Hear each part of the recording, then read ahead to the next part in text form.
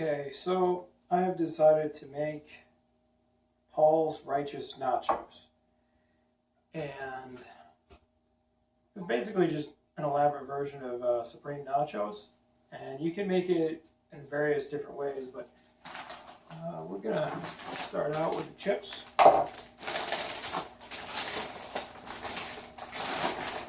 You want to use good chips. Don't use Tostitos chips. It's terrible.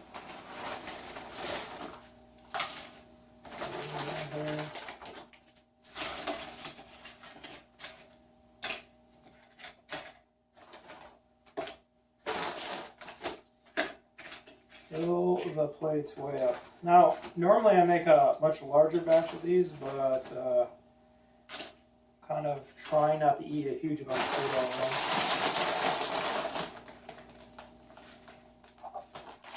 Just gonna put those off the side. Now, I haven't cooked the meat and the refried beans long enough to really dry them out, so I'm not gonna put them directly on the chips.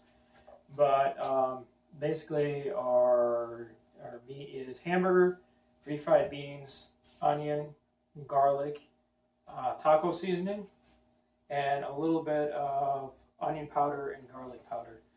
For the most part, that's all that's in there. I normally use an organic taco seasoning. I didn't have any at the store. We got some greens. We got green leaf lettuce, iceberg lettuce, and then we got, of course, red cabbage in there. Normally, I consume a lot more red cabbage in there than that, but that's all that I got going on there. And then we got our salsa. You can use homemade salsa or on the border salsa, because don't use paste salsa. It tastes crappy. Sour cream.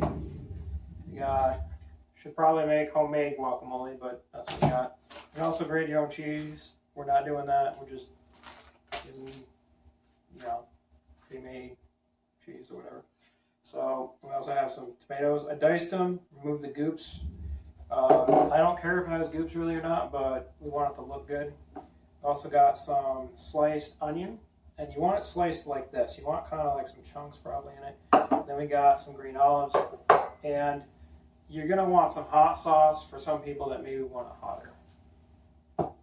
So what I'm gonna do is I'm gonna actually put a little bit of, actually the greens will be wet. Let's put some cheese down first.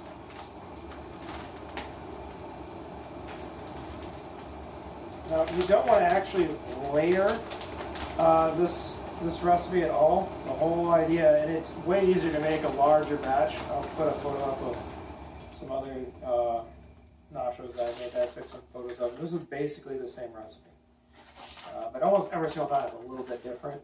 It's mostly made to me. It's what I have available for the most part. So we're going to put a bit of cheese on here. We want to kind of protect the cheese because, again, I did not go off and I didn't leave the meat on there long enough to actually really dry it out. So got some of that, and we're just going to put some meat on here. Like lots of meat. We want kind of just put up on here, spread around. If you don't do it in a cast iron pan, it totally won't turn out right, by the way.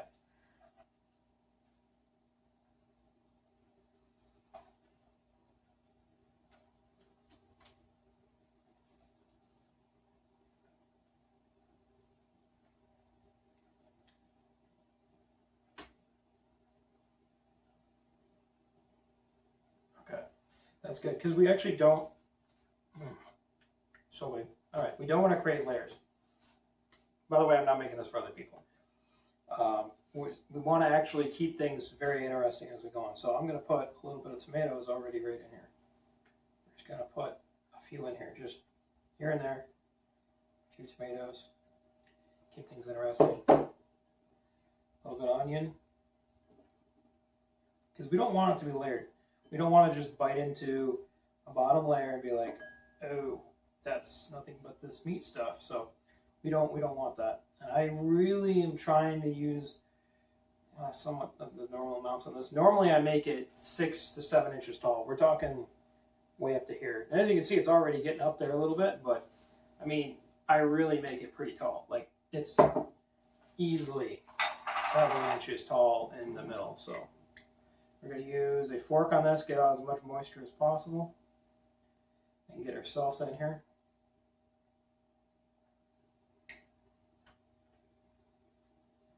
And we really want it to be colorful. How it looks matters. If you're thinking it doesn't matter, it matters. It really does. You want it to look good. You want it to look very, very appetizing and very appealing. So we're going to do that. I'm going to add a little bit of guacamole at this time. And you could save the guacamole for maybe last, but I'm trying to really, making it small like this is really difficult. I've only done it this small like twice before, so you're just going to have to bear with me here. So we're going to get some guacamole in here. I'm going to have to mush this up a little bit.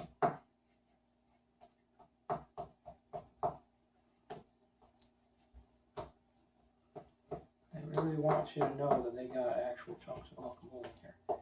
Alright.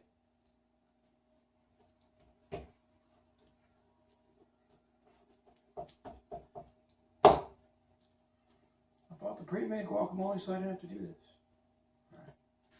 Let's just put a little bit of guacamole in here. Little dabs all over the place. Big dabs, mix it up. We don't want it to be consistent. We want it to kind of almost be random, because we actually want almost every bite to be a little bit different. We want to keep things very interesting, very fresh. So, we got that in there. That's some good stuff. And now we're going to take some of our greens. Just lay some greens on here. And I'm going to try, and this is where it gets tall, because I mean, I only got one layer of meat on here. Normally I do 2-3 layers of meat, stuff like that. But I'm on a pan like this wide, and ends up being like this tall, okay? And it's multiple layers of chips. It's fantastic. So I'm going to now actually put a little bit more meat on here, because we do not want to bite into a bite that may or may not have meat on it, depending on your height. We want it to be nice and even, really consistent, but also kind of random. It's an interesting way of doing it. I'm just going to use the spoon I got here, which I think was the sour cream spoon. That's okay. So now that we got some of our meat on here, I'm going to put another layer of cheese. And normally I'd even put this in my toaster oven to melt the cheese, because you want the cheese melted nice and hot. But I'm just kind of giving you guys an idea here. And this is actually really difficult to actually make it like this, because it's supposed to have like probably another layer of chips now. But making it kind of small, so we're going to go with the olives here. This is going to be, I think, the last time I put olives on, because it's about all I have. And I emptied the jar pretty much, so there's only a couple olives left in there. We're starting to roll off. Normally that's not a problem when you're making big stuff. This is more like something you would be making for a family maybe. And it's the main course. And you just cut chunks out of it. Leave it sitting out and let people pick at it, but I would just cut chunks out of it. It's probably the best way to do it. I got some really nice and ripe tomatoes fresh out of my garden, so they're pretty good. Some more in here like this. There we go. I like guacamole quite a bit, so I'm going to add a little more of this. And the whole idea is, I mean, like if we had it nice and wide, you just keep going. You just stack it up, extra chips, extra this. But you can only really go so deep when you're like this. So, really going to try and don't fall off. There we go. Okay, now that we got that going, I'm going to add a tiny bit of salsa, because we want to kind of, it's going to be randomish when you go to eat it, but we want to kind of keep things consistent. We don't want to just have one layer of salsa. We really don't want that. You don't want layers, and spread it out and cover everything. You just want dollops, things sprinkled on top. Now I'm going to take a tiny bit of lettuce, greens. I'm going to put some of them back up on top of here.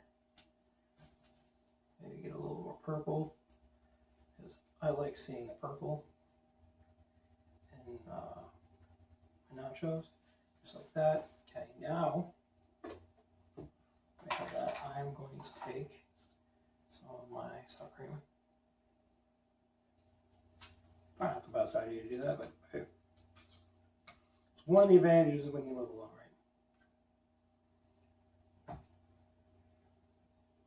So we're just going to put sour cream on here. And normally, when I cook this, there's 2 tubs of sour cream that ends up being used. So, I mean, I haven't even used a quarter tub here. So, like I was saying online, it's when I normally make this, it's about the equivalent to 3 large pizzas. It's, you know, you could feed a small party with it. So, so that in there. And now, I want some red sitting in there with that white. There we go.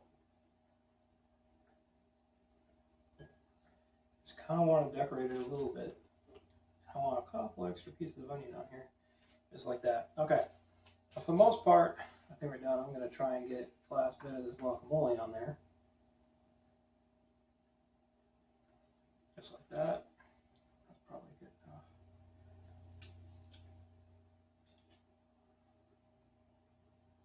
There you go. All right. Now I'm going to dust it with a little bit of cheese.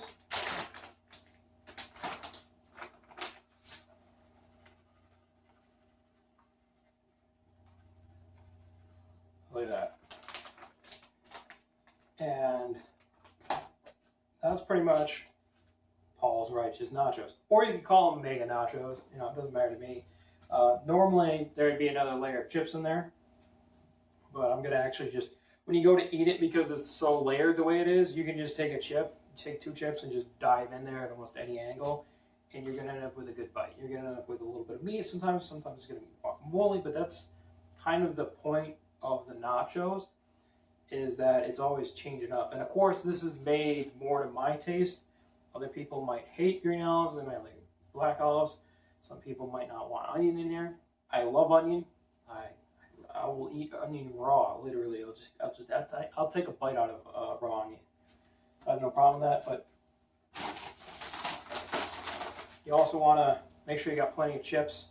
You're setting this out at a party. You want salsa, you want the sour cream, you want extra chips, you want the hot sauce, maybe a little bit of guacamole kind of sitting on the side, maybe even a little bit of cheese, maybe a little bit of meat.